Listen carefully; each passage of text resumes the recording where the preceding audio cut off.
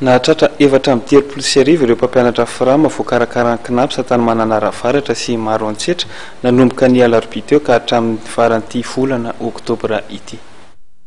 Tsy mikely soroka ireo ekipany knapsa mitety vohitra nandeha nikarakara ny fehirina ara-tsosialy ireo mpampianatra frama Manarivony tany Mananaravatra sy maro antsetra na dia lavitra sarotra zany lalana. Nomboka avy aty Vabe dia jusqu'à Seranambe zay no tegna ratsy. Dia amboniny Seranambe antrany voatralana io zay toerana misy teneninjareo hoe analanjorofo dia misy poingle ohatran'ny tunnel mihitsy le lavaka be mihitsy ny ao.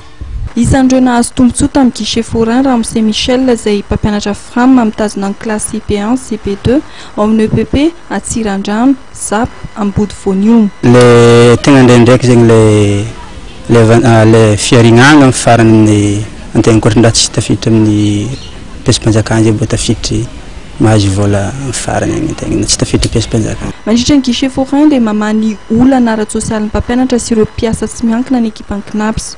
Mampianatra sy mampiofana ireo mpanabe frama vatsiany fanjakana vola ny KNAPS mba hahalalahany izy ireo ny zony sy ny tokony ataony mba hanana ny fehina ara-tsosialy.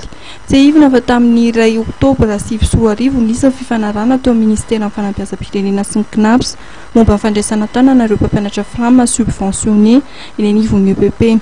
Noho izay dia tokony mpikambana ao amin'ny tahiry-pirenena avokoa ny mpampianatra frama etoan'ny fanjakana ka mila mahafantatra ny zo sy mahazo ny tombontsoany rehetra ara-tsosialy.